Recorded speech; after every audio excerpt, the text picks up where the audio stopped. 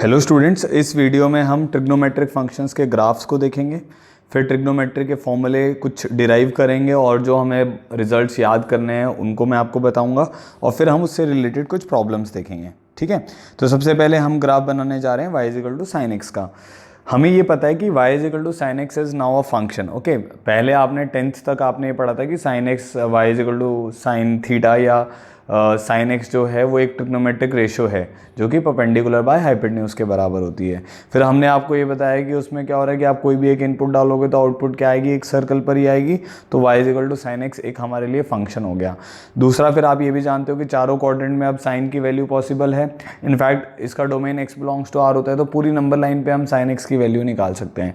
वो वैल्यू हमेशा कहाँ से कहाँ के बीच में आएगी, -1 से 1 के बीच में आएगी। तो उसी ऑर्डर्ड पेयर को यूज़ करके अब हम साइन x का ग्राफ बनाने वाले हैं।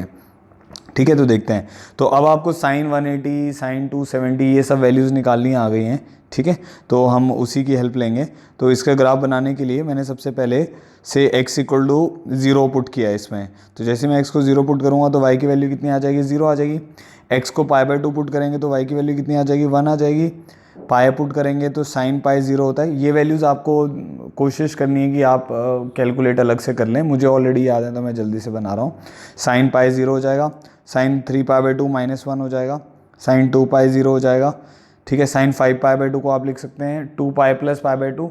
तो किसी भी ट्रिग्नोमेट्रिक एंगल में अगर आप 2π का मल्टीपल ऐड करते हैं तो उसकी वैल्यू चेंज नहीं होती है। तो 5π/2 को आप लिख सकते हो 2π + π/2।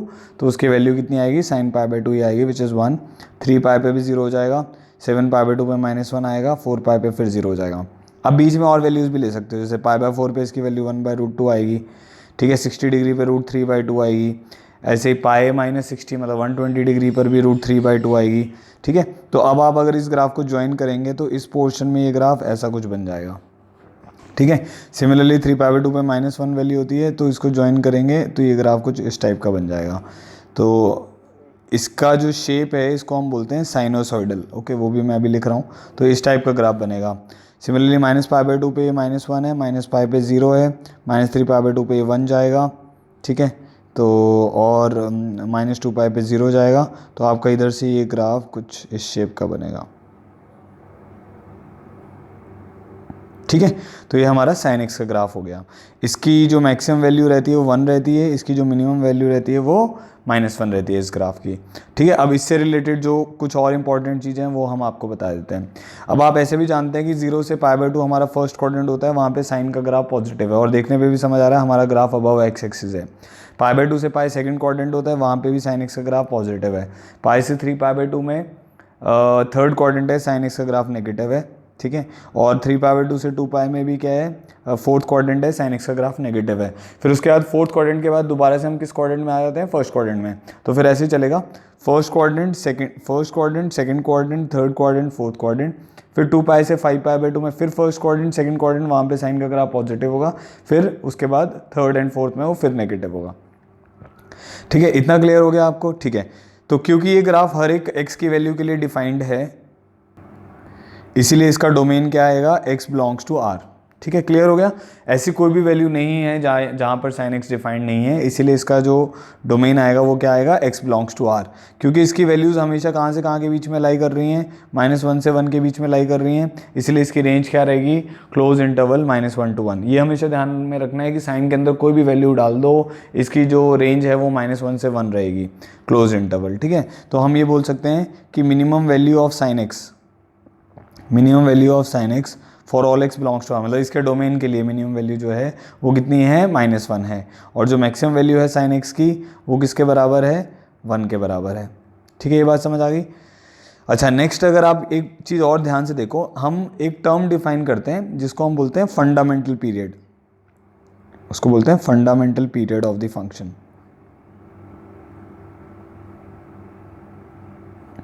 ठीक है, क्या बोलते हैं, fundamental period of the function, और शॉर्टकट में इसको पीरियड भी बोल दिया जाता है। तो इसकी डेफिनेशन क्या है, इसकी डेफिनेशन है the smallest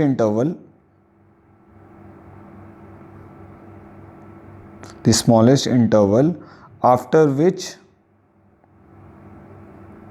the graph repeats itself, the smallest interval after which the graph repeats itself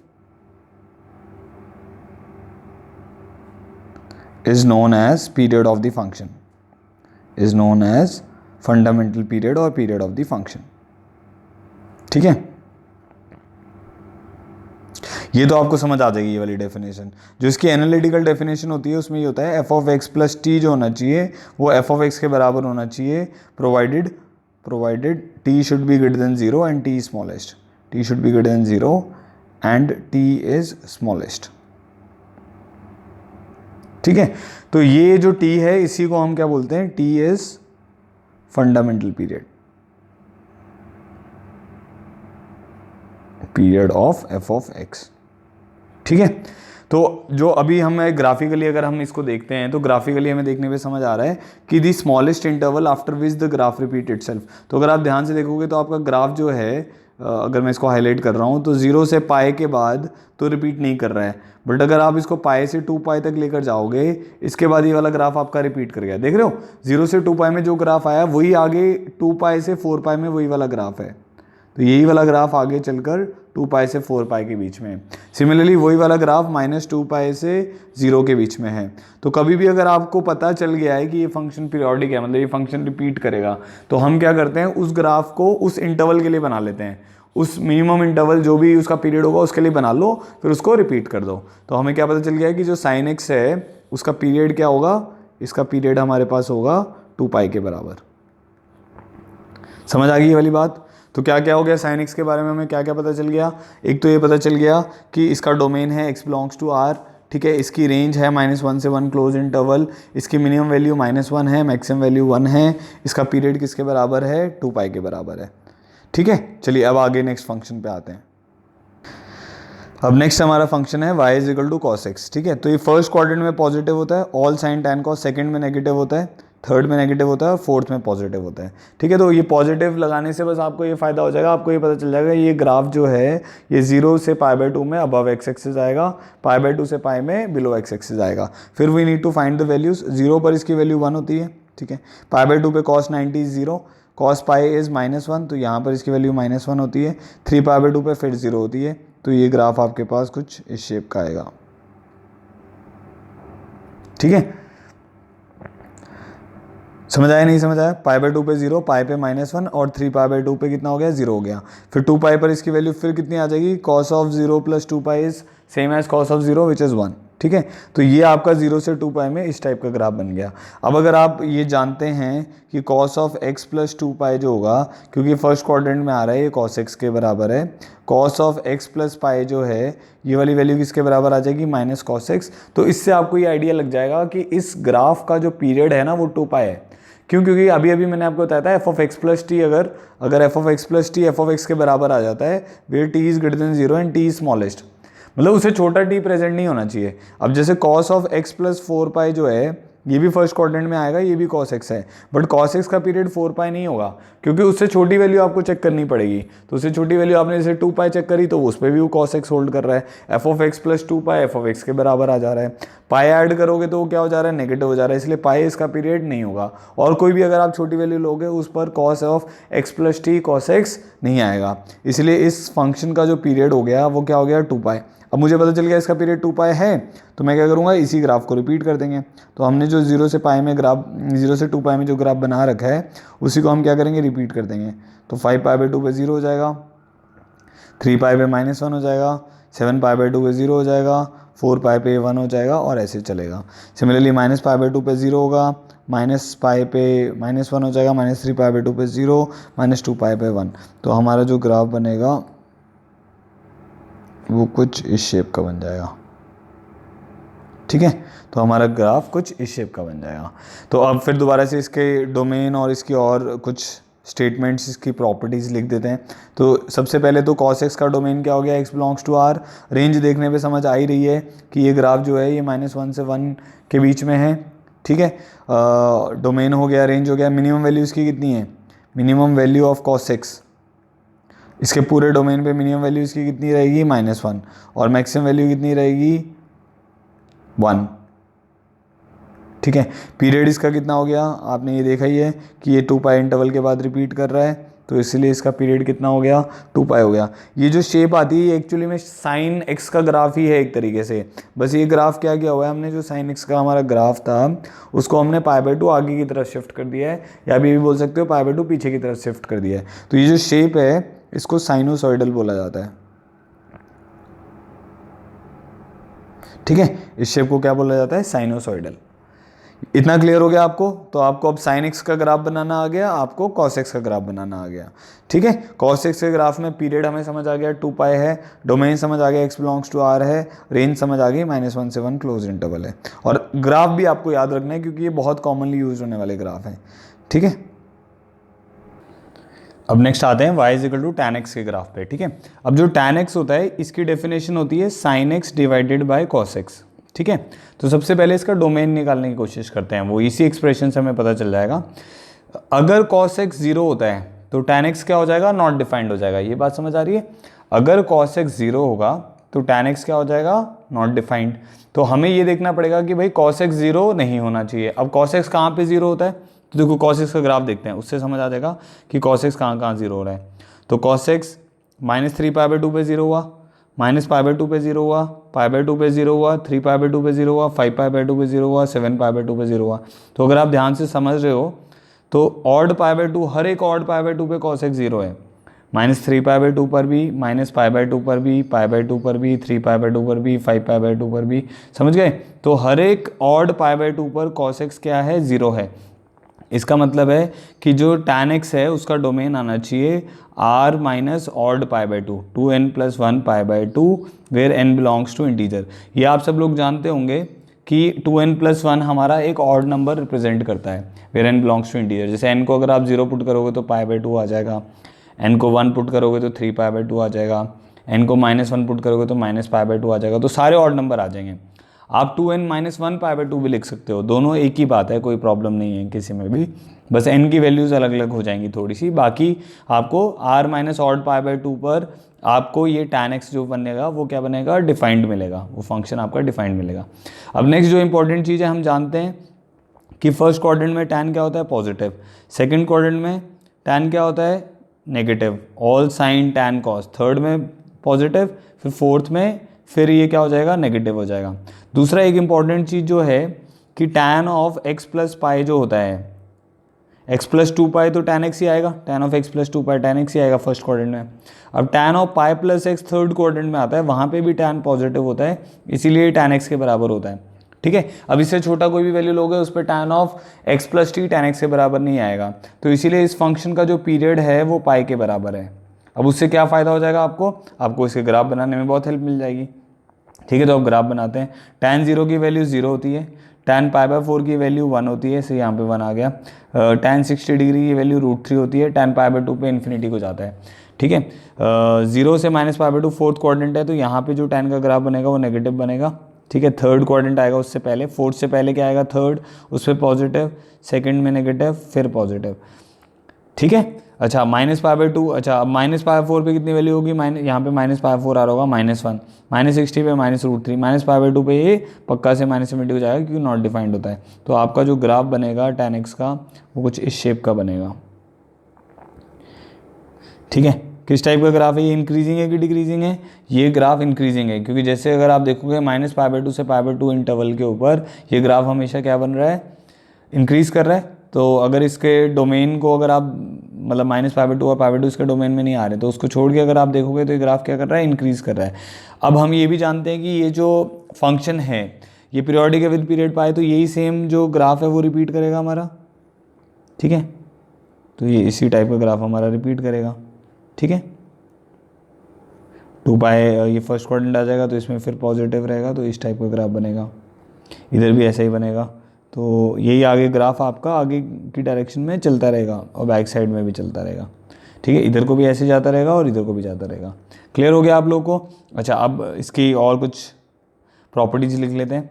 तो डोमेन क्या हो गया इसका, x belongs to r minus odd π/2।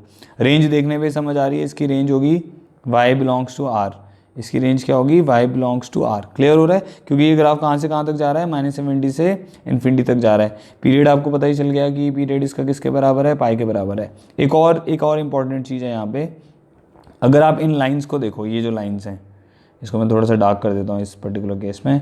तो ये जो लाइन है, जैसे एक्स इज इक्वल टू, ये लाइन की क्वेश्चन है एक्स इज इक्वल टू -π/2, ठीक है। ऐसी और भी जो भी लाइंस हैं, तो ये सारी लाइंस जो हैं इन पे ग्राफ आपका क्या कर रहा है, इन्फिनिटी पे जाके टच करने की कोशिश कर रहा है, at π/2 also, at 3π/2 also, at 5π/2 also. तो ये जो भी लाइंस हैं इनको हम कैसे रिप्रेजेंट कर सकते हैं, x is equal to 2n+1 π/2 where n belongs to integer. ये बात समझ आ गई, क्योंकि इन सब लाइंस के ऊपर जो आपके ग्राफ हैं वो इन्फिनिटी को जाके टच करने की कोशिश कर रहे हैं।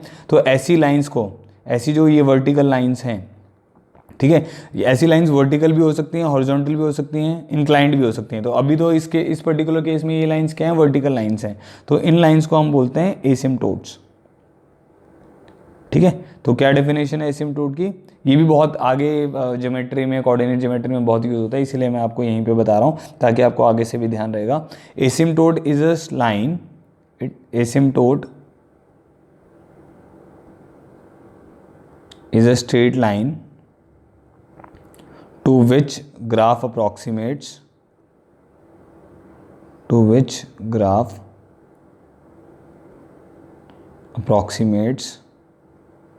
but never touches, ठीक है। क्लियर होगी ये वाली बात। तो हो क्या रहा है कि जैसे अगर आप इस लाइन को देखोगे, जैसे ये वाली जो लाइन है हमारी, ये हमारी लाइन कौन सी है, x इज इक्वल टू 3π/2 है, तो ये लाइन हो गई x इज इक्वल टू 3π/2। तो हो क्या रहा है कि ये जो ग्राफ है ये इन्फिनिटी पे जाके इसको टच करने की कोशिश करेगा, और वो भी इन्फिनिटी पे भी हम कभी पहुंच नहीं पाते हैं, तो हम यही बोल देते हैं कि ये इन्फिनिटी पे जाके ये जो लाइन होगी ये इस ग्राफ के क्या हो रही होगी, टेंजेंशियल हो रही होगी। तो इसीलिए इन लाइन्स को, ये जो लाइन है, इन लाइन को हम क्या बोलते हैं, एसिम्प्टोट। तो asymptote is a line to which graph approximates but never touches. Clear हो गया होगा यहाँ तक।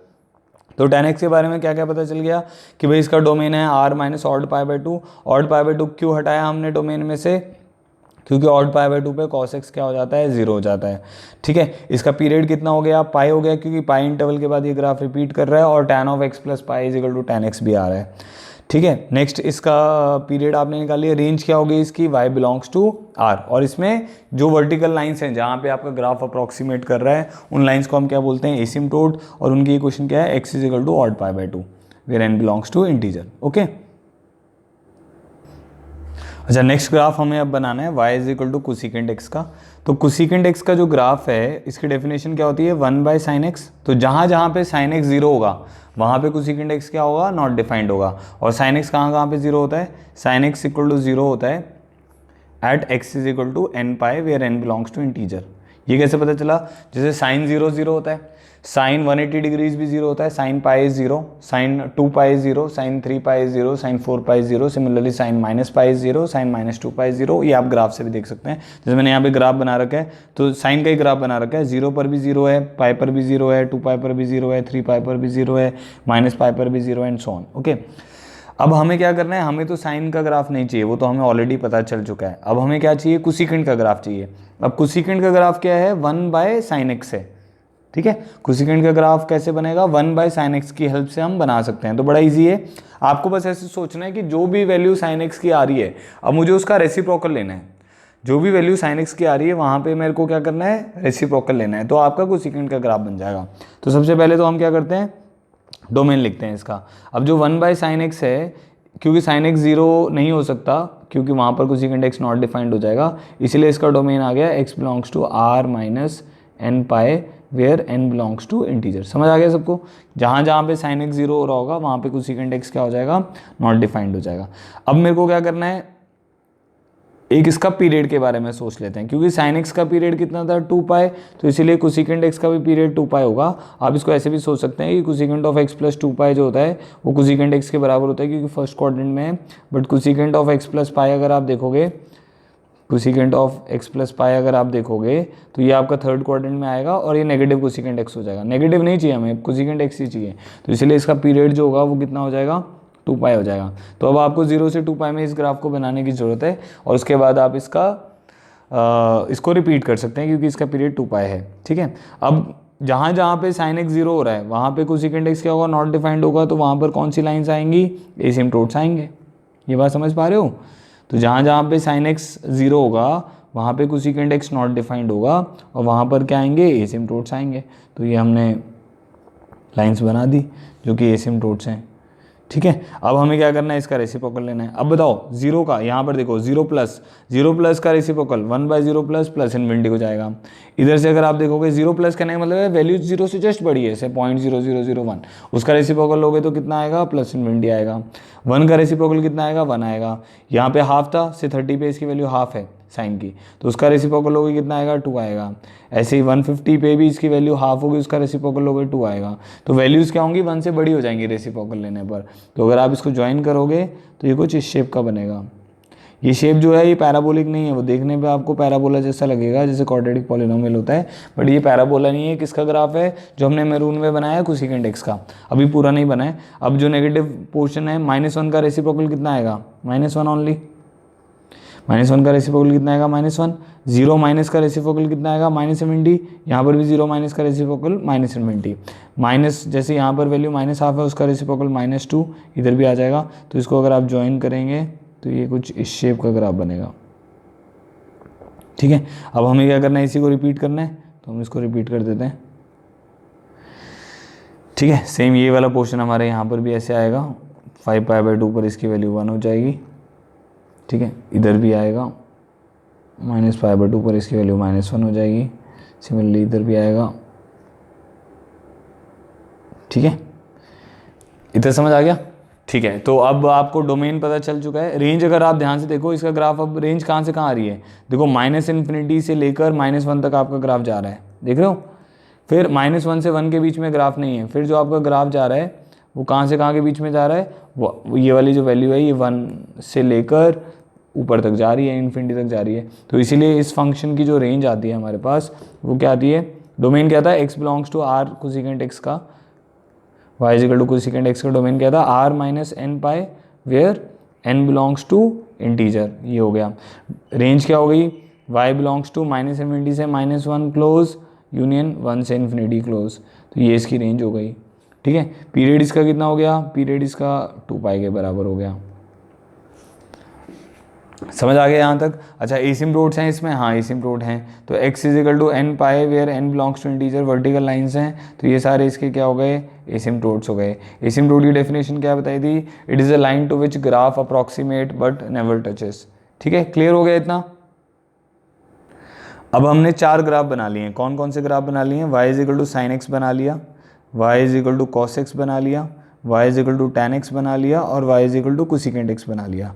अब 2 ग्राफ आप खुद से बनाएंगे, which is y = secant x और y = cot x। तो ये दोनों ग्राफ आप खुद से बनाइए, आपके पास कोई ना कोई स्टडी मटेरियल होगा, उसको देखकर आप ये ग्राफ, दोनों ग्राफ बना सकते हैं बहुत ईजीली, ठीक है। चलिए अब हम आगे बढ़ते हैं। अब हम ट्रिग्नोमेट्रिक फॉर्मूले स्टार्ट करने वाले हैं, ठीक है। तो इस चैप्टर में जैसे जो ट्रिग्नोमेट्री वाला पहला चैप्टर है, ट्रिग्नोमेट्रिक रेशियो एंड आइडेंटिटीज़, इसमें फॉर्मूले का बहुत ज़्यादा रोल है। आपको अब आगे आने वाले बहुत सारे प्रॉब्लम्स होंगे जिनमें ये जो अभी फॉर्मूले बताए जा रहे हैं इनका बहुत ज़्यादा यूज़ होगा, ठीक है। तो इस चैप्टर का क्रक्स यही है, अगर आपको फॉर्मूले और ग्राफ आते हैं तो इसमें आप कभी भी नहीं अटकोगे। बट अगर आपको फॉर्मूले वगैरह याद नहीं है, ग्राफ्स के बारे में कन्फ्यूजन है, डोमेन रेंज के बारे में कन्फ्यूजन है, तो आप इस चैप्टर में हमेशा अटकते रहोगे और आपसे प्रॉब्लम सॉल्व नहीं होंगे, ठीक है।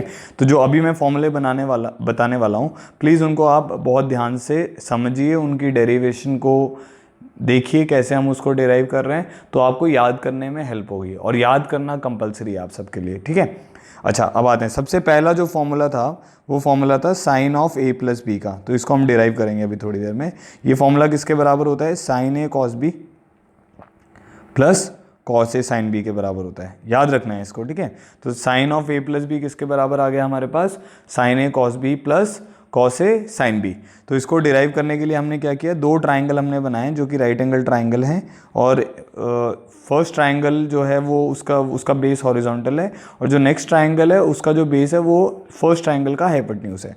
तो मान लेते हैं ये एंगल जो है ये मेरा a एंगल है, और ये जो एंगल है ये मेरा b एंगल है। तो मुझे क्या करना है, sin ऑफ a + b निकालना है।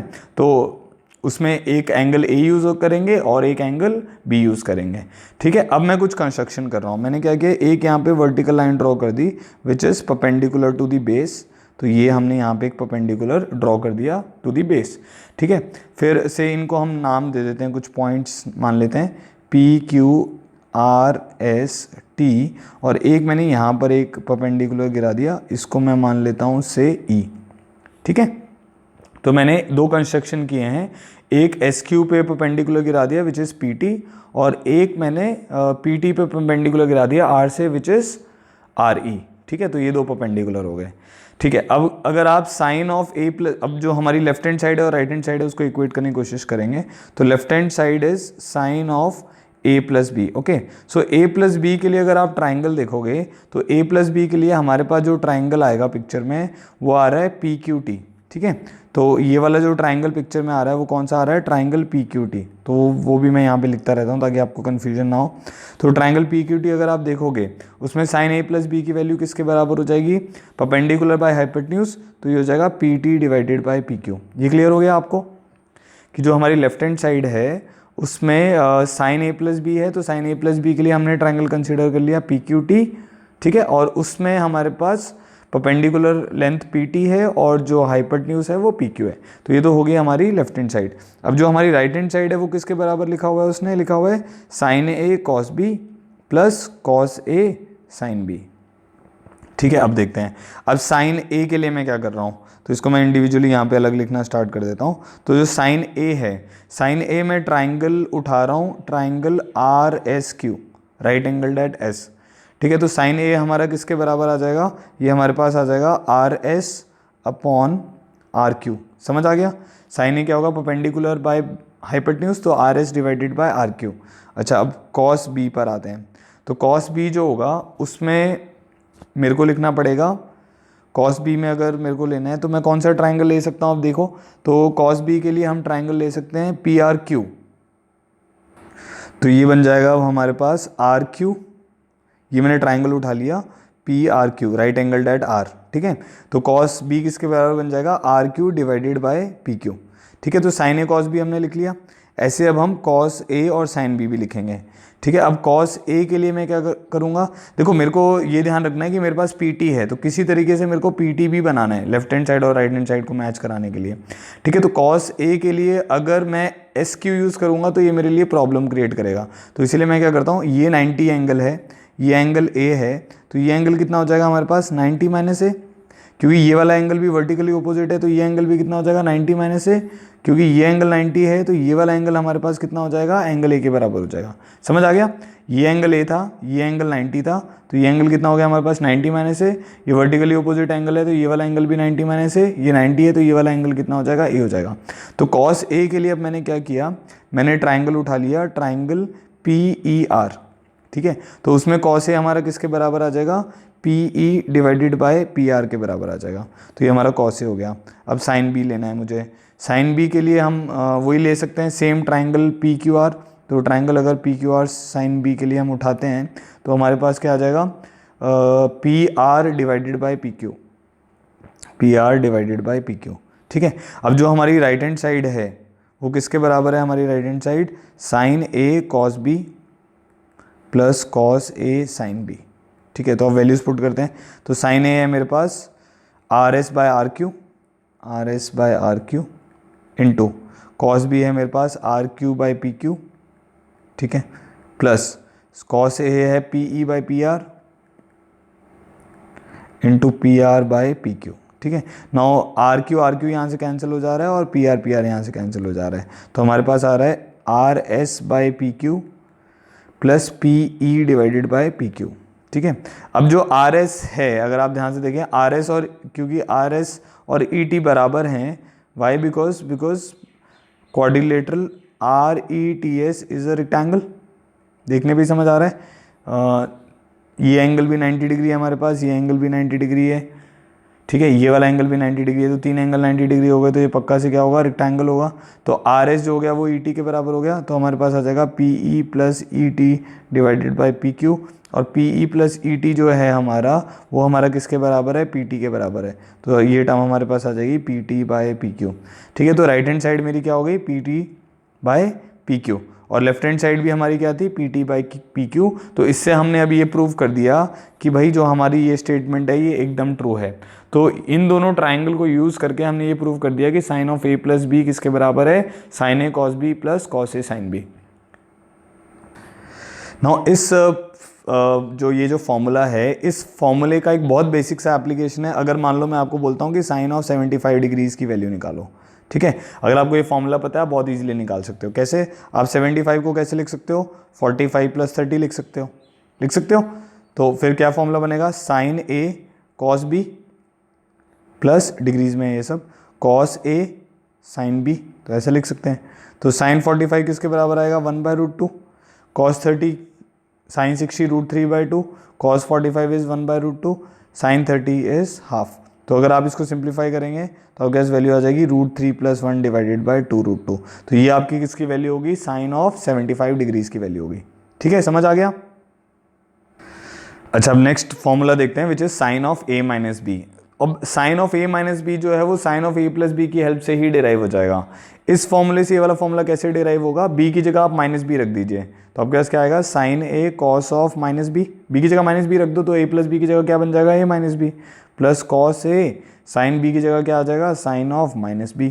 तो अब ये टर्म क्या बन गई? कॉस ऑफ -θ कितना होता है? कॉस थीटा, तो साइन a कॉस b। ठीक है, साइन ऑफ -θ कितना होता है? कॉस ऑफ -θ का फॉर्मूला होता है कॉस थीटा, ये हम प्रीवियस लेक्चर्स में पढ़ चुके हैं। साइन ऑफ -θ जो होता है वो किसके बराबर होता है? माइनस साइन थीटा, तो ये वाली वैल्यू बन जाएगी minus cos A sine B. समझ आ गया? तो साइन ऑफ a - b का क्या फॉर्मूला बन गया हमारे पास? साइन ऑफ a - b का फॉर्मूला बन गया। दोनों में बस यही डिफरेंस है कि साइन a + b में वहाँ बीच में प्लस आता है, साइन a - b में ये दोनों टर्म के बीच में नेगेटिव आता है। तो साइन a - b का क्या फॉर्मूला बन गया? Sine a cos b minus cos a sine b। समझ आ गया होगा? नेक्स्ट फॉर्मूला है हमारे पास कॉस ऑफ a + b का। इसको भी हम साइन ऑफ a + b की हेल्प से ही सॉल्व कर सकते हैं। हम ये जानते हैं कि साइन ऑफ 90 - θ जो होता है वो हमारा किसके बराबर होता है? कॉस थीटा के बराबर होता है। तो इसको मैं लिख सकता हूँ sine of 90 - θ which is a + b। ठीक है, अब ये टर्म मेरी किसके बराबर बन गई? ये टर्म मेरी बन जाएगी साइन ऑफ π/2 - a - b। ठीक है, अब ये एंगल मेरा फर्स्ट हो गया से, ये आपका अल्फा हो गया और ये आपका बीटा हो गया। ठीक है, तो अल्फा एंगल आपका किसके बराबर हो गया? π/2 - a के बराबर, और बीटा एंगल किसके बराबर हो गया? b के बराबर। तो साइन ऑफ अल्फा - बीटा किसके बराबर होता है? साइन a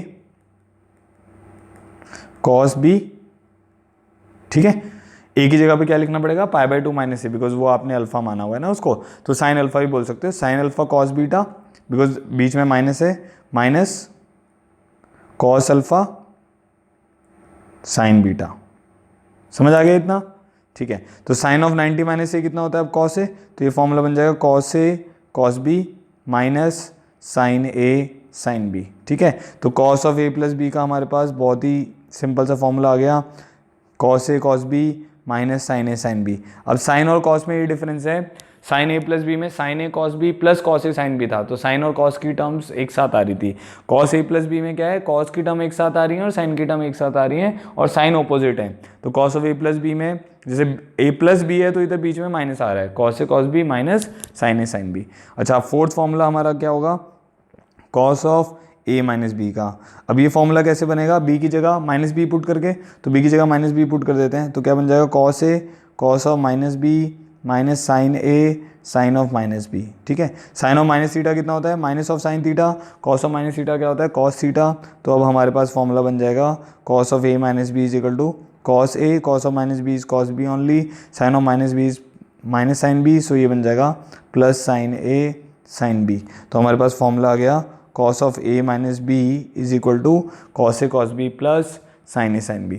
समझ आ गया? नेक्स्ट फॉर्मूला है हमारे पास tan ऑफ a + b का। तो tan ऑफ a + b को आप कैसे लिख सकते हो? Sine of a + b divided by cos of a + b। Simple है, because tan theta can be written as sine theta divided by cos theta. अच्छा, ये ध्यान में रखना है, अब tan x का डोमेन क्या होता है? r - odd π/2। तो a + b π/2 नहीं होना चाहिए। अगर a + b π/2 होगा तो ये टर्म क्या हो जाएगी? नॉट डिफाइंड हो जाएगी। ठीक है, चलो अब इसको, हमारा कंसर्न क्या होता है कि उसको सिंप्लीफाई करना है। जैसे sine a + b upon cos a + b can be further simplified. Okay, तो tan a + b को हम tan के टर्म्स में लेकर आएंगे। तो साइन a + b का क्या फॉर्मूला है? साइन a cos b, क्योंकि हम already sine of a + b derive कर चुके हैं। अब उसकी हेल्प से हमने क्या किया? लाइन से सारे एक एक करके सारे डिराइव कर रहे हैं। अब साइन a + b डिराइव हो चुका है, कॉस a + b डिराइव हो चुका है, तो इन दोनों को यूज़ करके हम tan का भी तो डिराइव कर सकते हैं, तो वही अब हम कर रहे हैं। तो sine a cos b plus cos a sine b, cos a + b को आप क्या लिख सकते हो? Cos a cos b minus sine A sine B. अब अगर मेरे को इसको कन्वर्ट करना है टैन में, तो मैं क्या करूँगा, इसको न्यूमरेटर और डिनोमिनेटर जो टर्म है, न्यूमरेटर एंड डिनोमिनेटर, उसको मैं डिवाइड कर देता हूँ, divide by cos A cos B. ठीक है, इसको मैं किससे डिवाइड कर रहा हूँ, कॉस ए कॉस बी से डिवाइड कर रहा हूँ। तो जैसे कॉस ए कॉस बी से डिवाइड करूँगा तो फर्स्ट टर्म मेरी बन जाएगी टैन ए, क्योंकि कॉस बी कैंसिल हो जाएगा। नेक्स्ट टर्म मेरी बन जाएगी टैन बी। ठीक है, तो tan of A plus B हमारे पास आ जाएगा tan A plus tan B upon denominator में आ जाएगा 1 minus tan A tan B. आ गया, समझ आ गया। तो बहुत ही इंपॉर्टेंट फॉर्मूले हैं ये वाले, tan A plus B is equal to tan A plus tan B upon 1 minus tan A tan B. अच्छा, तो ये फॉर्मूला हो गया। ये हमारा कौन सा फॉर्मूला था, फिफ्थ फॉर्मूला। सिक्स फॉर्मूला कौन सा है हमारा, ए की जगह माइनस बी रख देंगे और बी की जगह क्या रख देंगे, माइनस बी। तो टैन ए प्लस बी की जगह अब हमारे को क्या निकालना है, tan of A minus B. तो बी की जगह क्या रखूंगा, माइनस बी। तो क्या वैल्यू बन जाएगी, टैन ए, ये वाली टर्म क्या बन जाएगी, minus tan B upon 1 plus tan A tan B. समझ आ गया ये भी कैसे लिखा है, बी की जगह माइनस बी रख दिया। तो बी की जगह माइनस बी रखेंगे, टैन ऑफ माइनस थीटा, हमारे पास ये फॉर्मूला होता है, tan of minus theta is minus tan theta. तो न्यूमरेटर में वो माइनस टैन बी बन जाएगा, डिनोमिनेटर में माइनस टैन बी, माइनस एक बाहर भी है तो उसको क्या कर देगा, प्लस कर देगा। ठीक है, तो टैन ए माइनस बी का फॉर्मूला क्या हो गया हमारे पास, tan A tan B minus 1 plus tan A minus tan B upon 1 plus tan A tan B. ठीक है, सेवेंथ फॉर्मूले पे आते हैं। सेवेंथ फॉर्मूला है हमारा cot of A plus B. अच्छा, अब ये जो फॉर्मूला है इसको हम कॉट की टर्म्स में याद करने की कोशिश करते हैं, क्योंकि कुछ क्वेश्चंस में डायरेक्टली कॉट की टर्म्स में यूज होता है। ठीक है, तो we already know that cot A plus B हमारा किसके बराबर होता है, 1 upon tan of A plus B के बराबर होता है। ठीक है, तो और आप ऐसे भी लिख सकते हो, ये वाली जो टर्म है ये किसके बराबर होती है, cos A plus B divided by sine of A plus B. तो अब वही फॉर्मूले लिख देते हैं। बेटर है हम कॉस के वाले, कॉस और साइन के ही फॉर्मूले लिख दें तो उससे निकालना आसान होगा। टैन से भी आप वैसे कर सकते हो। तो cos A plus B is cos A cos B minus sine A sine B. ठीक है, डिवाइड में क्या आएगा हमारे पास, sine A plus B. Sine A plus B हमारा किसके बराबर हो जाएगा, sine A cos B plus cos A sine B. समझ आ गया। अब अगर मेरे को कॉट बनाना है तो मेरे को divide numerator and denominator by sine A sine B. ठीक है, तो मैंने क्या किया, न्यूमरेटर और डिनोमिनेटर को किससे डिवाइड कर दिया, साइन ए साइन बी से डिवाइड कर दिया। तो मेरी अब टर्म क्या बन जाएगी, cot of A plus B जो बन जाएगा वो मेरे पास आ जाएगा कॉट ए कॉट बी।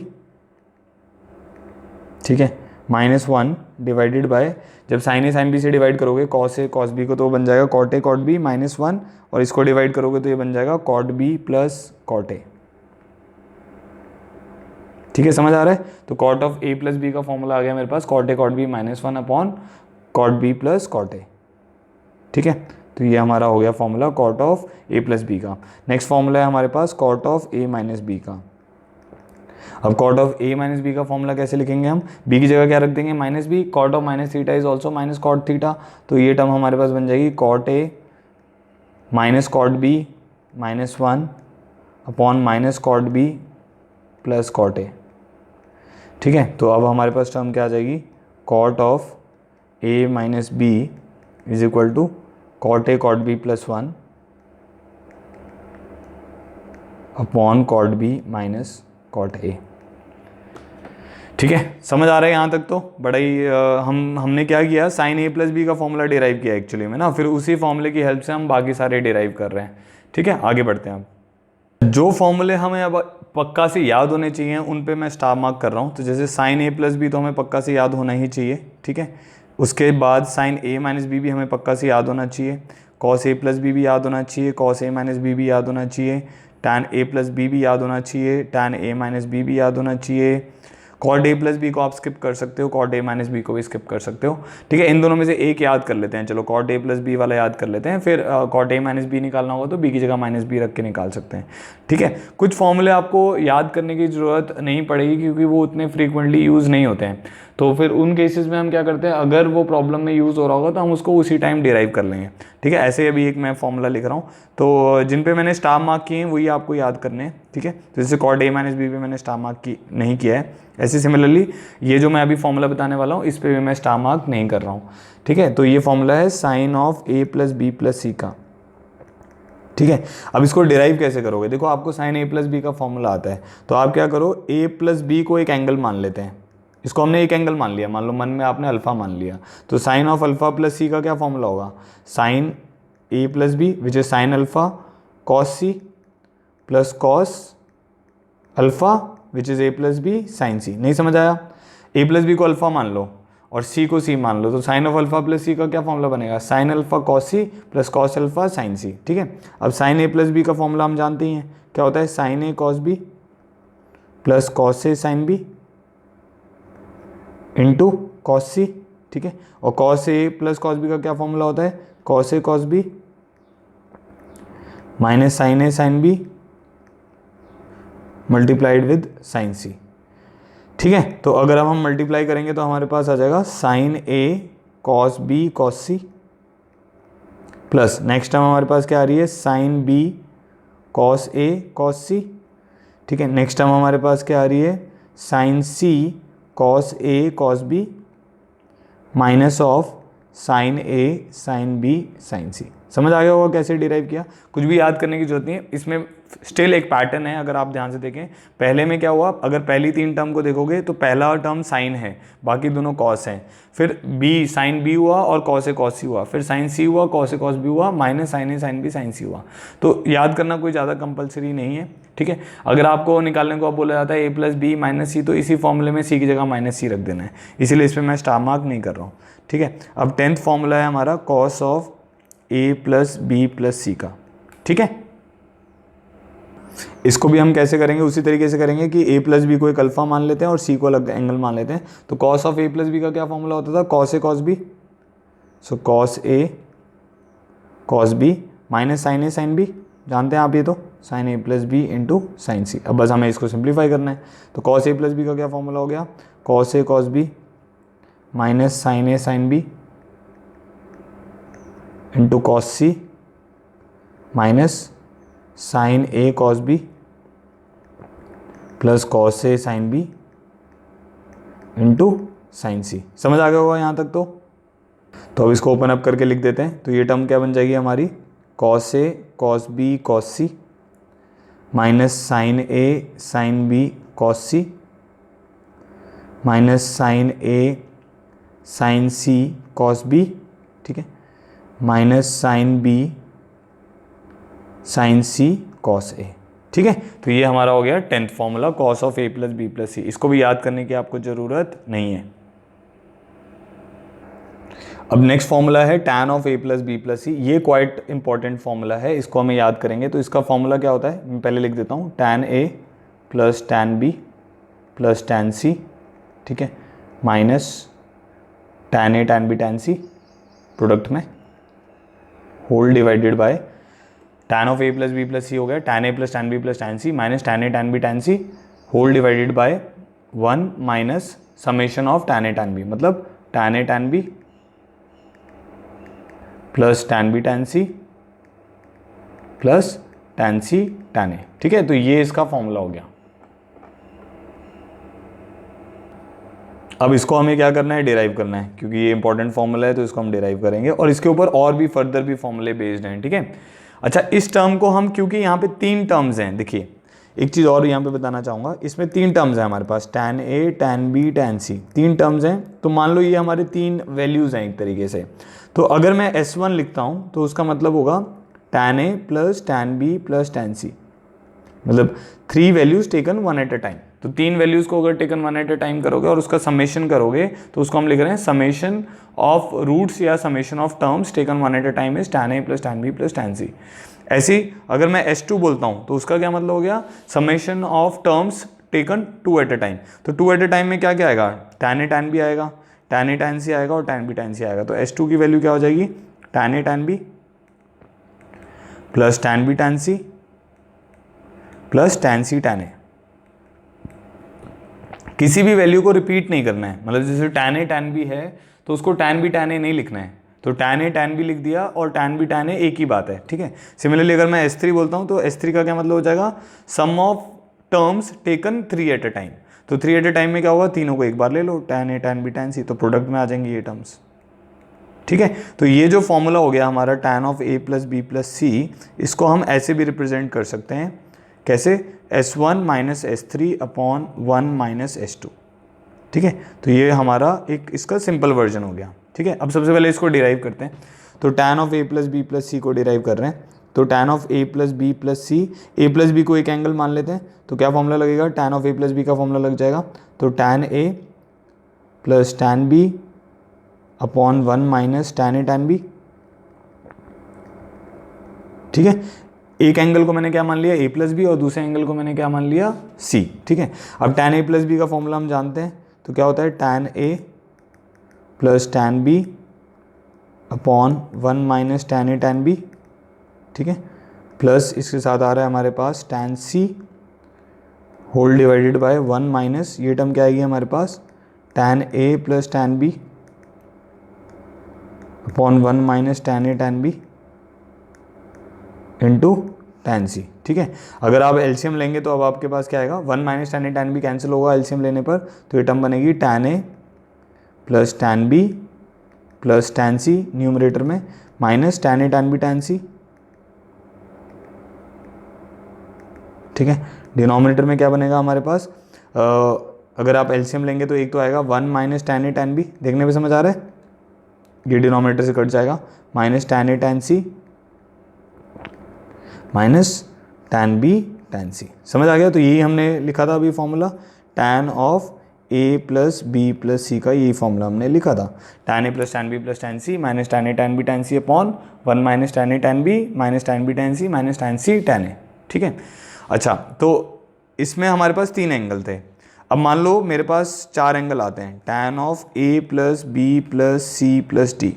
ठीक है, तो इसमें हमारे पास 4 टर्म्स होंगी। 4 टर्म्स कौन कौन सी होंगी, एक होगी tan a, एक होगी tan b, एक होगी tan c और एक होगी tan d। ठीक है, अब इस फॉर्मूले का एक पैटर्न है, वही पैटर्न मैं लिखने वाला हूँ। तो वो पैटर्न क्या है, अगर tan of a plus B plus C plus D है तो इसका बनेगा s1 minus s3 upon 1 minus s2 plus s4। अब कैसे ध्यान में रखना है आपको इस फॉर्मूले को, जो न्यूमरेटर है, न्यूमरेटर में s1 s3 s5 s7 चलेंगे विद ऑल्टरनेट साइन। ये डिराइव किए हुए हैं सब, अभी आपको क्योंकि प्रॉब्लम्स में यूज़ होगा तो वो अब हम डिराइव नहीं कर रहे हैं। जैसे a plus B plus C plus D में क्या करोगे, a प्लस बी को एक साथ लिख लो, या a plus B plus C को एक साथ लिख लो, d को अलग लिख दो, फिर a plus B plus C का फॉर्मूला फिट करो, एलसीएम लो, ये वाली टर्म आ जाएगी। ठीक है, तो अब क्वेश्चंस में यूज़ होता है, इसलिए उसको अब इन सब को हम डिराइव नहीं कर रहे हैं, तो इसका एक शॉर्टकट मैं आपको बता रहा हूँ कैसे लिखना है। tan of a plus B plus C plus D, 4 terms हैं, तो उसमें हम क्या लिखेंगे, न्यूमरेटर में हमेशा ऑड टर्म्स आती हैं, तो ऊपर आएगा s1 minus s3 plus s5 minus s7 ऐसे। ठीक है, s1 का क्या मतलब हो गया, sum of terms taken one at a time. s3 का क्या मतलब हो गया, sum of terms, sum of product of terms है एक्चुअली में, सम ऑफ टर्म्स कहने मतलब उनका प्रोडक्ट भी कर रहे हैं हम। ठीक है, sum of product of terms taken 3 at a time. s2 का मतलब क्या होगा, sum of product of 2 terms taken, sum of product of terms taken 2 at a time. s4 का मतलब हो गया sum of product of terms taken 4 at a time. ठीक है, वो अभी लिखूंगा तो आपको और क्लियर हो जाएगा। डिनोमिनेटर में हमेशा कैसे आएगा, 1 आएगा, फिर s2 आएगा, फिर s4 आएगा, फिर s6 आएगा, फिर s8 आएगा, ऑल्टरनेट साइन के साथ ये भी आएंगे। ठीक है, तो अब इसका फॉर्मूला क्या बनेगा, tan of a plus B plus C plus D, जैसे मैंने लिखा है आपके लिए, तो ये क्या बनेगा s1। s1 में क्या आ जाएगा हमारे पास, tan a plus tan b, 4 terms हैं, तो tan c, चारों टर्म्स का सम, tan d। ठीक है, माइनस s3 में क्या आएगा, s3 में आपके पास 4 टर्म्स हैं, tan a tan b tan c tan d, उनमें 3 का प्रोडक्ट लेना है, तो एक टर्म बनेगी tan a tan b tan c। ठीक है, प्लस नेक्स्ट टर्म बनेगी tan a tan b tan d। ठीक है, tan a tan b से दोनों टर्म बना दी। नेक्स्ट टर्म हमारे पास क्या बनेगी, tan b tan c tan d। ठीक है, एक टर्म बन जाएगी tan a tan c tan d। ठीक है, तो ये 4 टर्म बनेंगी, डिवाइडेड बाय 1 माइनस s2।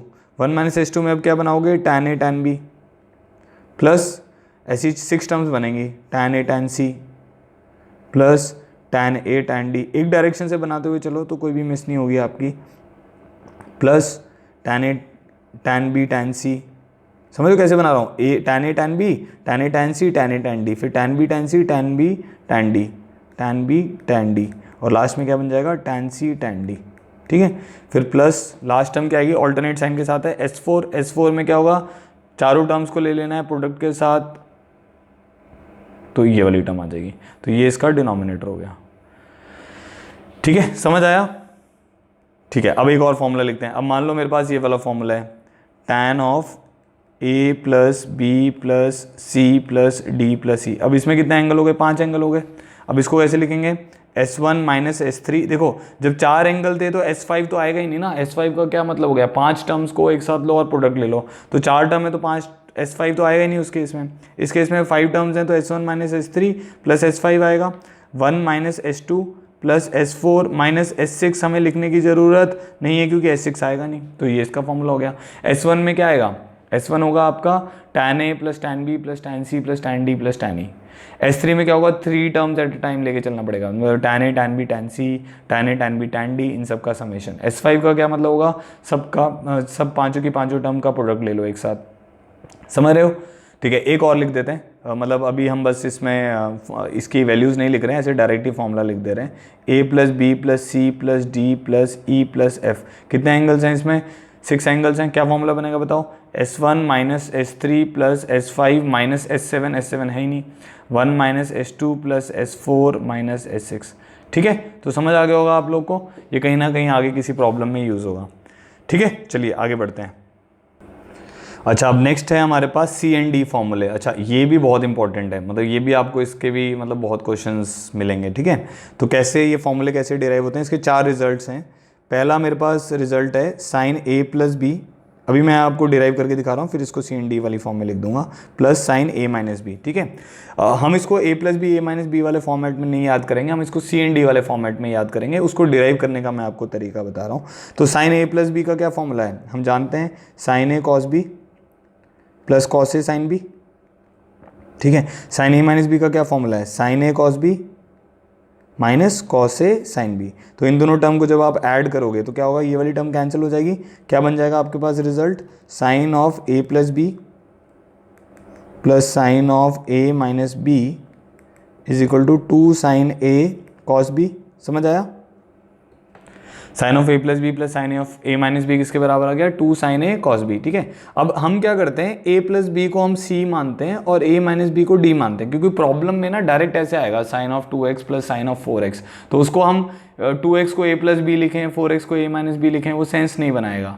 या 4x को a प्लस बी लिखें और 2x को a माइनस बी लिखें ना, वो सेंस नहीं बनाएगा। इसलिए बेटर रहता है हम इसको सी एंड डी में ही याद करें। तो मैंने क्या किया, सी किसको मान लिया? a प्लस बी को, और डी किसको मान लिया? a माइनस बी को। तो यहाँ से मेरे पास आ गया कि भाई जो मेरा c प्लस डी है वो 2a के बराबर है, और जो c माइनस डी है वो मेरा किसके बराबर है? 2b के बराबर है। तो उससे ये जो फॉर्मूला है हमारा अब काफ़ी इंपॉर्टेंट फॉर्मूला बन जाता है। Sine c plus sine D is equal to 2 sine a की वैल्यू किसके बराबर आएगी? c plus D by 2 cos b की वैल्यू किसके बराबर आएगी? c minus D by 2। समझ आ गया? तो ये अब हमारा बहुत ही इंपॉर्टेंट फॉर्मूला हो गया कि sine of c plus sine of d is 2 sine c plus D by 2 cos of c minus D by 2। अच्छा, अब इसी के 3 और फॉर्मूले हैं। नेक्स्ट फॉर्मूला है sine c minus sine D. Okay, तो sine c minus sine D में क्या होता है? 2 कॉस, उसमें पहले कॉस आ जाता है। ये आप देखो डिराइव अगर आपको करना है तो c की जगह क्या रखोगे? a प्लस बी रख लो, d की जगह a माइनस बी रख लो, बहुत ईजिली डिराइव हो जाएंगे। तो 2 cos c plus D by 2 sine of c minus D by 2। Easy, ठीक है, आप डिराइव करके देख सकते हो। मैं अब डिराइव नहीं कर रहा हूँ, मैंने एक डिराइव कर दिया है। Cos C plus cos D को देखते हैं। तो cos C plus cos D क्या होता है? 2 cos C plus D by 2 cos of C minus D by 2।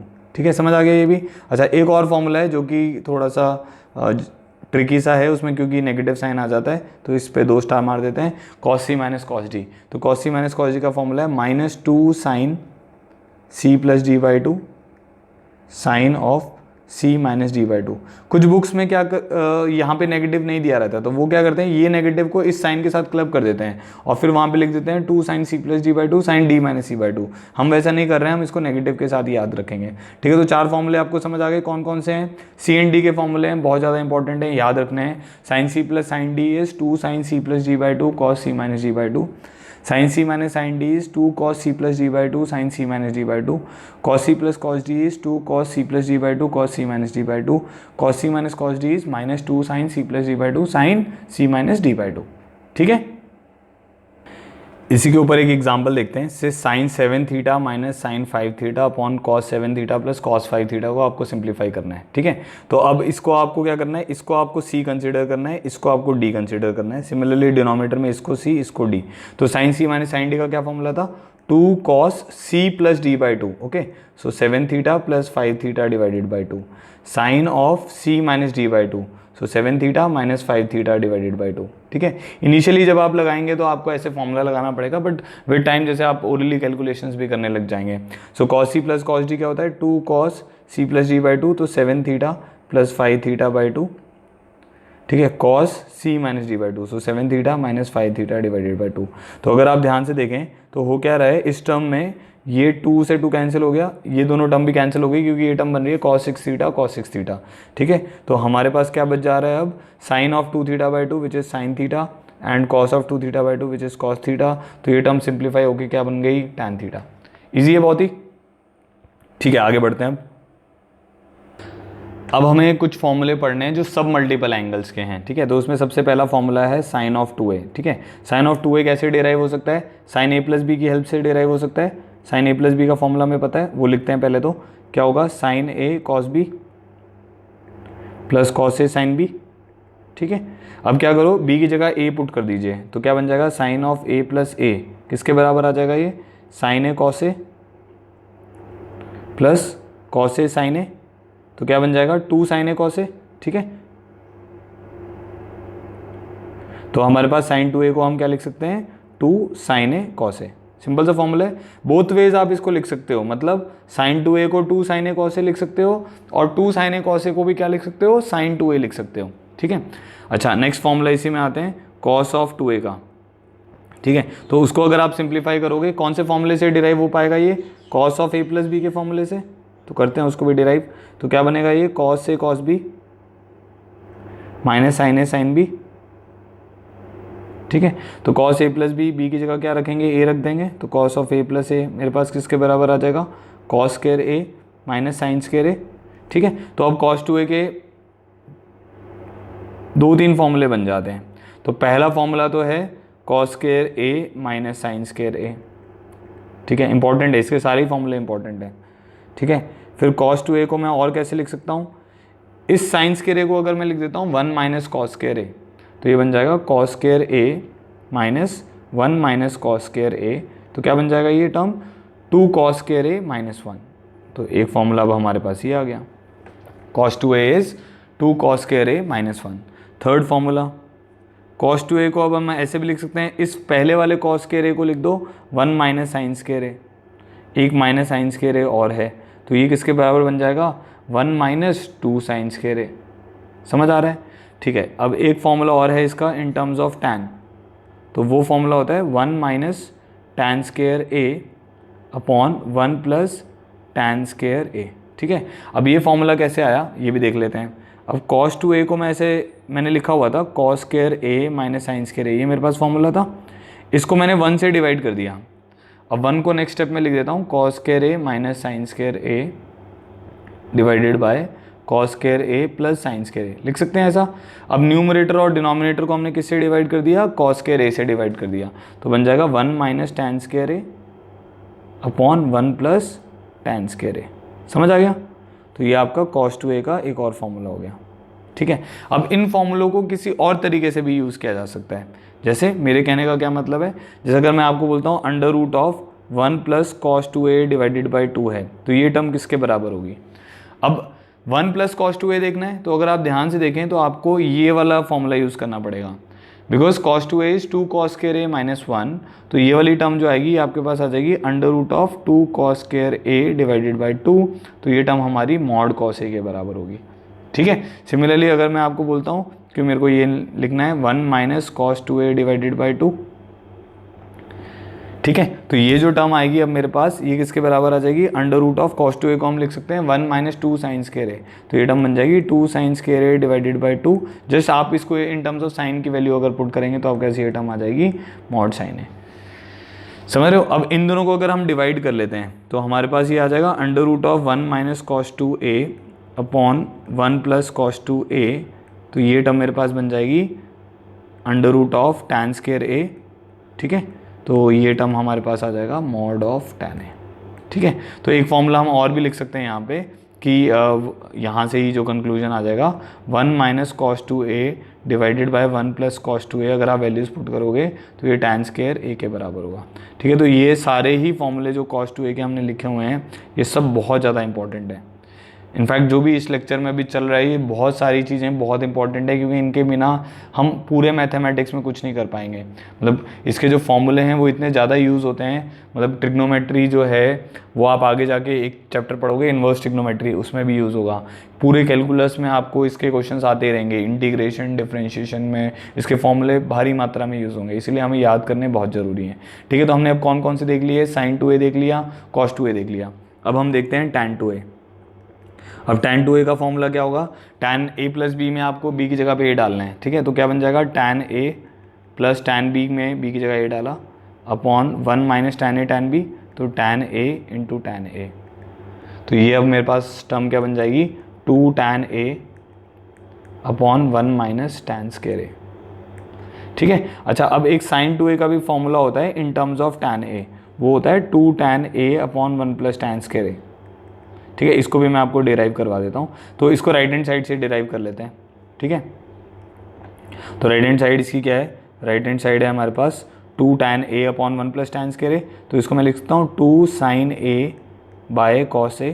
ठीक है, divided by 1 plus tan square a हमारे पास किसके बराबर होता है, सीकेंड स्क्वायर a, जानते होंगे आप लोग। ठीक है, तो ये टर्म क्या बन जाएगी 2 sin a bye cos a into cos square in the numerator. तो एक कॉस कैंसिल हो जाएगा, क्या बन जाएगा 2 sin a cos a, तो ये किसके बराबर होता है sin 2a, जो कि हमारी लेफ्ट हैंड साइड है। ठीक है, तो sin 2a का फॉर्मूला आ गया 2 tan a upon 1 plus tan square a। ठीक है, नेक्स्ट आते हैं। अब नेक्स्ट फॉर्मूला है हमारे पास sin 3a का। ठीक है, तो इसको मैं ऐसे लिख लेता हूँ sin of 2a plus a, और इसको फिर सिंप्लीफाई करने की कोशिश करते हैं। ठीक है, तो sin 2a हमारा किसके बराबर हो जाएगा, sin 3a किसके बराबर हो जाएगा 2 sin a प्लस b का फॉर्मूला लगाना है, तो ये हमारे पास आ जाएगा sin a cos b plus cos a sin b। ध्यान रखना है हमें साइन की टर्म्स में चाहिए ये वाला फॉर्मूला। ठीक है, तो इसको लिख सकते हैं 2 sin a cos a into cos a किसके बराबर हो जाएगा cos स्क्वायर a। ठीक है, cos 2a को लिख सकता हूँ 1 minus 2 sin square a into sin a। ठीक है, तो अब मेरे पास फॉर्मूला बन जाएगा 2 sin a into cos square a को क्या लिख सकते हैं 1 minus sin square a, plus ये टर्म बन जाएगी sin a minus 2 sin cube a। Okay, so ये बन जाएगा 2 sin a plus sin a क्या बन जाएगा 3 sin a। ठीक है, 2 sin cube a minus 2 sin cube a बन जाएगा 4 sin क्यूब a। ठीक है, तो ये हमारे पास एक फॉर्मूला आ गया sin ऑफ 3a का। सो sin ऑफ 3a या sin of 3 theta is 3 sin a minus 4 sin cube a। ठीक है, सिमिलरली अब cos 3a का भी आप डिराइव कर सकते हो। तो cos 3a का फॉर्मूला क्या आता है हमारे पास, वो इसका रिवर्स है। अगर आप थोड़ा याद रखने की कोशिश करें, sin 3a किसके बराबर हो गया 3 sin a minus 4 sin cube a, cos 3a क्या होगा, उल्टा कर दो इसको 4 cos cube a minus 3 cos a। तो सेम साइन की जगह cos लिख दो, बट वो साइन आपको क्या कर देने आगे पीछे कर देने। जैसे 4 sin cube a negative sine के साथ है, यहाँ 4 cos cube a positive sine के साथ है। 3 sin a पॉजिटिव था तो यहाँ 3 cos a नेगेटिव है। सिमिलरली अब हमने tan 3a का तो फॉर्मूला हम बहुत इजीली डिराइव कर ही सकते हैं। कैसे, अभी हमने tan a plus tan b tan of a plus b plus c का फॉर्मूला निकाला था, उसमें a equal to b equal to c कर दो, तो उसमें आपके पास फॉर्मूला बन जाएगा 3 tan a minus tan cube a upon 1 minus 3 tan square. ठीक है, तो ये हमारा किसका फॉर्मूला हो गया tan 3a का फॉर्मूला हो गया। तो सब मल्टीपल एंगल्स में आपने क्या किया, एक तो आपने sin 2a cos 2a tan 2a के फॉर्मूले पढ़े। ठीक है, सिमिलरली आपने sin 3a cos 3a और tan 3a के भी फॉर्मूले पढ़े। ठीक है, और ये सारे हमें कोशिश करने हैं कि बार बार इनको यूज़ कर करके रिवाइज कर करके इनको हम याद करें। अच्छा, नेक्स्ट फॉर्मूला है हमारे पास sin a plus B into sine of a minus B. Okay, तो sin a प्लस बी को हम क्या लिख सकते हैं sin a cos b, derive कर रहा हूँ मैं इसको, plus cos a sin b। ठीक है, into sin a minus B को क्या लिख सकते हैं sin a cos b माइनस cos a sin b। ठीक है, तो ये कुछ ऐसा हो गया alpha plus beta into alpha minus beta. तो ये टर्म किसके बराबर आएगी हमारे पास, alpha square minus beta square के बराबर आ जाएगी। तो इसको हम लिख सकते हैं sin a cos b का whole square minus cos a sin b का होल स्क्वायर। ठीक है, तो ये टर्म हमारे पास क्या बन जाएगी, sine square A into cos square B. In terms of sine अगर मैं निकालना चाहता हूँ तो इसको 1 माइनस साइन स्केयर बी लिख देता हूँ, 1 minus sine square A into sine square B लिख देते हैं। ठीक है, तो ये टर्म बन जाएगी sine square A minus sine square A sine square B, okay, minus sine square B plus sine square A sine square B. Okay, so ये दोनों टर्म आपस में कैंसिल हो गई, क्या बच गया हमारे पास, sign square A minus sine square B. ठीक है, तो हमारे पास क्या रिलेशन आ गया, हमारे पास रिलेशन आ गया sine of A plus B into sine of A minus B is equal to sine square A minus sine square B. ठीक है, सिमिलरली अब एक और रिलेशन होता है कॉस की टर्म्स में, cos of A plus B into cos of A minus B, वो किसके बराबर आ जाएगा, अब हमारे पास वो आता है cos square A minus sine square B. ठीक है, ये भी आप डिराइव कर सकते हो, जैसे मैंने sign A plus B into sine A minus B derive किया। अब कॉस स्केयर ए को अगर 1 माइनस साइन स्केयर ए लिखोगे और साइन स्केयर बी को 1 माइनस कॉस स्केयर बी लिखोगे तो ये term cos square B minus sine square A के बराबर भी होती है। ठीक है, तो ये भी काफ़ी इंपॉर्टेंट फॉर्मूले हैं। ठीक है, अच्छा, अब इनके बेसिस के, इन्हीं के ऊपर तीन और फॉर्मूले हैं जो कि इन्हीं के ऊपर बेस्ड हैं, तो उनको भी मैं लिख देता हूँ। एक फॉर्मूला है sign theta sine 60 minus theta sine 60 plus theta. ठीक है, तो ये आता है 1/4 साइन 3 थीटा। अब इसको डिराइव करते हैं, तो देखो ये कुछ वैसे ही बन रहा है, sine of A plus B into sine of A minus B. क्या लिख सकते हैं हम इसको, sine theta into sine square A minus sine square B, because sine A plus B into sine A minus B sine square A minus sine square B. Okay, तो ये term बन जाएगी मेरे पास साइन थीटा, साइन 60 इज √3/2, तो ये बन जाएगा 3/4 माइनस साइन स्केयर थीटा। ठीक है, अगर आप एलसीएम लेंगे तो ये बन जाएगा 3 sine theta minus 4 sine cube theta divided by 4। ठीक है, तो 3 sine theta minus 4 sine cube theta किसके बराबर होता है, साइन 3 थीटा डिवाइडेड बाय 4। ठीक है, तो क्या फॉर्मूला बन गया, sine theta sine 60 minus theta sine 60 plus theta is sine 3 theta whole divided by 4। ठीक है, तो ये फॉर्मूला आ गया, तो इसको लिख लेते हैं sine theta sine 60 minus theta, इसको याद भी करना है हमें, sine 60 plus theta is equal to sine 3 theta divided by 4। ठीक है, सिमिलरली एक और फॉर्मूला डिराइव हो जाता है, cos theta cos 60 minus theta cos 60 plus theta is equal to cos 3 theta divided by 4। ठीक है, अब इन दोनों को अगर हम इन्हीं दोनों टर्म्स को अगर डिवाइड कर लेते हैं तो tan theta tan 60 minus theta tan 60 plus theta, ये किसके बराबर आएगा, 4 कैंसिल हो जाएगा डिनोमिनेटर में से, और ये हमारे पास आ जाएगा टैन 3 थीटा। समझ आ गया इतना। ठीक है, तो और भी कुछ फॉर्मूले हैं, वो अभी हम अपने आप ही प्रैक्टिस करते करते हम उनको सीख जाएंगे और डिराइव करना सीख जाएंगे। बेसिकली ये हमारे सबसे इंपॉर्टेंट फॉर्मूले हैं जो मैंने कवर किए हैं, इनके बेसिस पर आपके सारे क्वेश्चन सॉल्व हो जाएंगे। ऐसा कोई प्रॉब्लम नहीं रहेगा जो इनके बिना हम मतलब इनको यूज़ किए हुए सॉल्व नहीं कर सकते। तो इनको यूज़ करके आप हर एक फॉर्मूला और हर एक जो आने वाली प्रॉब्लम्स हैं आप उनको, जो फॉर्मूले हैं उनको डिराइव भी कर सकते हैं और आने वाली जो प्रॉब्लम है उनको सॉल्व भी कर सकते हैं। अब कुछ एग्जांपल्स मैं और ले रहा हूँ इस लेक्चर में, उनको भी देखते हैं एक बार। इस एग्जाम्पल में ये लिखा हुआ है, if x plus Y is equal to π/4 we have to find the value of 1 plus tan x into 1 plus tan y। Okay, तो अब क्या करते हैं, हमें गिवन क्या है, x plus Y is equal to π/4 और हमें tan x और tan y निकालना है। तो ऑब्वियसली हम tan ले लेंगे दोनों तरफ, तो क्या होगा, tan of x plus Y is equal to tan of π/4, दोनों साइड हमने tan ले लिया। ठीक है, अब tan of x plus Y का क्या फॉर्मूला होता है, tan x plus tan y upon 1 minus tan x tan y। ठीक है, तो tan π/4 किसके बराबर होता है, 1 के बराबर होता है।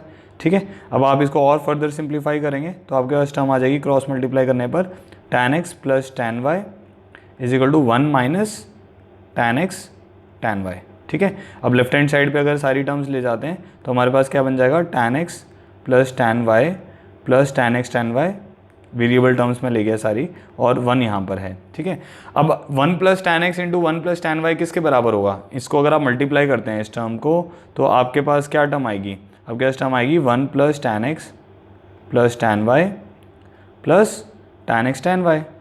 तो बहुत ईजी हो गया। अब तो इसकी वैल्यू तो हमें पता चल गई, tan x plus tan y plus tan x tan y की वैल्यू कितनी है, 1 है, तो इसका आंसर कितना आ जाएगा, 2।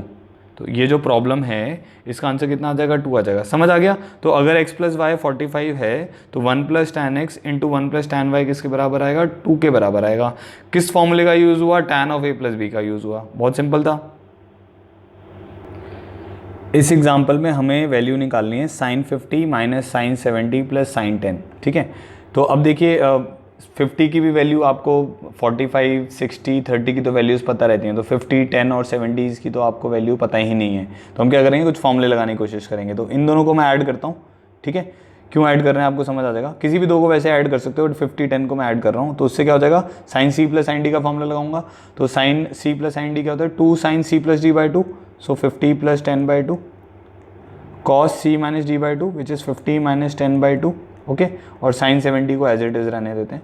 ठीक है, तो ये बन जाएगा 2 sine 30 and cos 20 minus sine 70 को मैं कॉस 20 लिख सकता हूँ, because sine theta is cos of 90 minus theta. Okay, sine 30 कितना होता है, हाफ होता है। तो 2 into half into cos 20 minus cos 20, क्या वैल्यू आ जाएगी, 0 आ जाएगी। तो इस टर्म की वैल्यू किसके बराबर है, 0। तो 0 इस प्रॉब्लम का आंसर है। सिंपल। नेक्स्ट एग्जाम्पल देखते हैं। If 3 tan theta tan phi is equal to 1, we have to find the value of cos theta minus five divided by cos of theta plus five. अब देखिए, अगर आपको फॉर्मूले याद होंगे ना, तो आप बहुत जल्दी जल्दी गेस कर पाएंगे कि मेरे को क्या क्या स्टेप करने चाहिए जिससे मेरा प्रॉब्लम जल्दी सॉल्व हो। ठीक है, तो अब यहाँ से हमें ये समझ आ रहा है कि tan थीटा tan phi की वैल्यू गिवन है विच इज़ 1/3। ठीक है, अब cos theta minus five cos theta plus five के फॉर्मूले आते हैं, वो लिख लेते हैं एक बार। तो cos थीटा माइनस फाइव का फॉर्मूला क्या होगा, cos theta cos five plus sign theta sign five divided by cos theta cos five. याद रखने हैं फॉर्मूले, प्लस में इसमें माइनस आता है क्योंकि minus sign theta sign five. ठीक है, अब क्या करो, इसको डिवाइड कर दो कॉस थीटा कॉस फाइव से, न्यूमरेटर और डिनोमिनेटर को। तो अब क्या आ जाएगा, 1 plus tan theta tan five, denominator में आ जाएगा 1 minus tan theta tan five. अब इसकी वैल्यू हमें पता ही है, बस हमारा प्रॉब्लम सॉल्व हो गया। क्या बन जाएगा, 1 प्लस 1/3 अपॉन 1 माइनस 1/3। तो न्यूमरेटर में आ जाएगा 4/3, डिनोमिनेटर में 2/3। आंसर इसका कितना आ जाएगा, 2। सिंपल है। इस प्रॉब्लम में हमें sine π/18 into sine 5π/18 into sine of 7π/18 की वैल्यू निकालनी है। अब पाई रेडियंस कितना होता है, 180 डिग्रीज होता है, आपको पता होगा। तो बेसिकली हमें sine 10 degrees into sine 50 degrees into sine of 70 degrees इसकी वैल्यू निकालनी है। ठीक है, अभी भी हमने एक फॉर्मूला पढ़ा था, इसको मैं लिख सकता हूँ sine 10 degrees sine of 60 minus 10 degrees sine of 60 plus 10 degrees, ऐसा लिख सकते हैं। ठीक है, तो अब कौन सा फॉर्मूला हो गया, sine theta sine 60 minus theta sine 60 plus theta. तो क्या फॉर्मूला था इसका, 1/4, क्या रिजल्ट था, 1/4 साइन 3 थीटा। तो क्या आंसर आ जाएगा इसका, 1/8। ठीक है, देख रहे हो, ये प्योरली फॉर्मूला बेस्ड प्रॉब्लम है। फॉर्मूला याद होगा तो क्वेश्चन कर पाओगे, नहीं तो फिर आप अटक जाओगे। ठीक है, एक और प्रॉब्लम देखते हैं। √3 cosecant 20 degrees minus secant 20 degree. Same इस प्रॉब्लम में भी वही है कि हमें सीकेंट 20 कोसेकेंट 20 की वैल्यू तो नहीं पता है, तो हम इसको सिंप्लीफाई करने की कोशिश करेंगे। इसको लिख सकता हूँ √3 divided by sine 20 minus 1 divided by cos 20।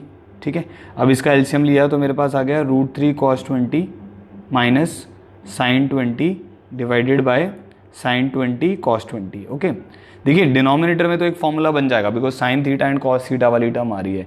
अब किसी तरीके से मेरे को न्यूमरेटर में भी एक फॉर्मूला बनाना पड़ेगा। तो मैंने क्या किया, अब देखना मैंने क्या किया, 2 इंटू √3/2 कॉस 20 माइनस 1/2 साइन 20। समझ आइए क्या किया, मैंने न्यूमरेटर में 2 से मल्टीप्लाई किया है और 2 से ही डिवाइड किया है। 2 से मल्टीप्लाई किया और 2 से डिवाइड कर दिया। ऐसे डिनोमिनेटर में भी 2 से मल्टीप्लाई कर दिया और 2 से ही डिवाइड कर दिया। अब देखो ये टर्म सिंप्लीफाई हो जाएगी, ये बन जाएगा 2 टाइम्स ऑफ √3/2 को मैं लिख सकता हूँ sine 60 cos 20 minus cos 60 sine 20, क्योंकि कॉस 60 कितना होता है, हाफ। डिनोमिनेटर में हम क्या लिख देंगे, sine 40, because 2 sine theta cos theta is sine 2 theta divided by 2। तो अब हमारे पास आ जाएगा 4, ये 2 ऊपर न्यूमरेटर में चला जाएगा, तो 4 sine A cos B minus cos A sine B. तो क्या होता है, sine of A minus B, so ये हो जाएगा sine 60 minus 20 which is sine 40 divided by sine 40। तो ये कैंसिल आउट हो जाएगा, तो हमारे पास क्या वैल्यू आ जाएगी, 4। ठीक है, ठीक है, तो आज के लिए इतना ही कर रहे हैं। Thank you so much for watching. फॉर्मूले को याद करें, उसके ऊपर बेस्ड क्वेश्चंस करें, रिवाइज करें, रिपीट करें इन फॉर्मूलों को, तभी आप जल्दी फॉर्मूले याद भी कर पाएंगे और क्वेश्चंस भी कर पाएंगे।